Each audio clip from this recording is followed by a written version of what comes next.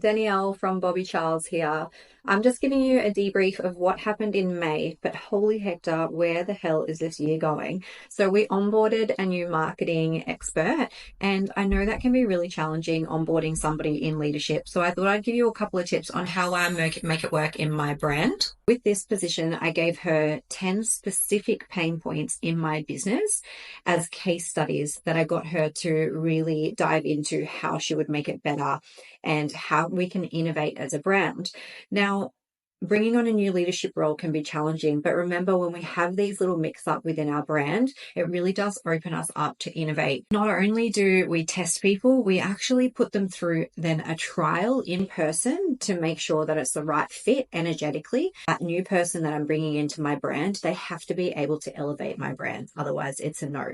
After we trial, we then also test, because a lot of people can interview really well, but then we want to actually put their skills from their resume and what they say within those case studies into practice. We also, when we're onboarding them, make it really clear in regards to what their job role looks like. And that's where the KRA document comes into play. So that's a really good success plan or 360-degree appraisal type method. Another thing that I did is I built out my organizational structure. And this is what it looks like. The reason that we do this is so people can understand on a lower level of the organizational structure what positions are becoming available that they can move into. So we don't just offer the assistant manager role. We actually offer it to a few people that have earned it. And then we let them know very openly and authentically that there's other people that we're keeping an eye on. And this is what the role looks like. And this is how we'd like to see you show up over the next quarter. Again, it's not gifting people a role. It's actually seeing who really shows up and who really wants it the most, because it's the people that really want it the most that are going to stay in that position and really thrive. We've also done our BC branding photo shoot. Holy hector. Check these bad boys out. I am so proud of my team, and it was an absolute hit. We are working on something really special for you guys. It's a full day of marketing where you'll get to understand what a marketing planner should look like, how to execute on that marketing plan, and how to bring in the best revenue getting ready for 2025. So these are the things that we changed in May. I've now got possibly 3 or 4 full days with my leadership team where we go over the big kahuna. So what are we working on in every different business that I'm running and where they sit within that, because people need to feel like they're a part of the vision. If I'm not clear with my team, then they're not clear on the output. So please be clear with your team. The other thing that we changed is we were doing start of days, but we wanted to make it even better. So now we do the virtual start of days between each clinic. So we all feel like we're still part of each other and there's no missing link between each clinic.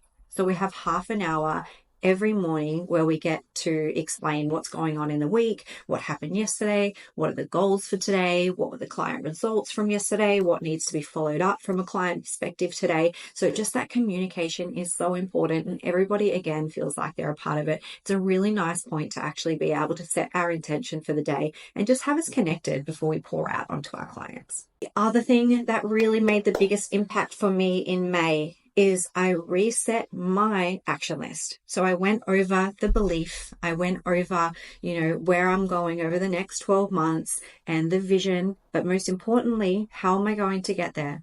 So this is what it looked like. And then that was like, oh crap, I don't know if I can do this over the next 3 months. So I went and highlighted areas that were really, really important. So I have literally smashed this month, and it's all because I had a really clear plan. It's all well and good having a plan, but you still need to execute on that. And that's where our diary management comes in. Batching things, making things automated. As you can see, every day here just has the same kind of flow except for my weekends. So firstly, I always set myself up in the mornings and then I smash out the day. I'm literally racing every day, all day, except for I make sure I take my lunch breaks during the day, majority of the time, and I finish it up the same way I started it. And that's about being intentional and putting my own mask on first. The thing that I did during May that I think is very important is because I've stepped away from the business and I have the two managers managing the team. They do the success plans. They do the one-on-ones every month. They do the morning powwows. I'm not even doing start of the week as much anymore. That can be really dangerous. So even though I trust all my team and they're doing better than they ever have before, I'm honestly so grateful, which is really nice. But still, that can be a dangerous place to be in. So I never get too comfortable. So what I've been doing is I do my own little check-ins, just one-on-one phone calls with the girls. And it's purely just what's going on in your life. How's the new management team going? What can we do better? Can I support you in any way? What are you struggling with? What's the best thing about the brand? And so I ask all of these questions to make sure that I have a full understanding from every different eye within that clinic. Never, ever take your fingers off the pulse completely. So guys, that was my May. Of course, there were so many other things that went on with the coaching clients and the podcast and all of this sort of stuff. But these are the main things that I think changed the way that we do business in May. And I hope you got some really nice tips from that. If you'd like to get in touch with me with any other way from the consultancy point of view, you can reach out at academy@bobbiecharles.com.au, and I'll see you soon. Have a beautiful month.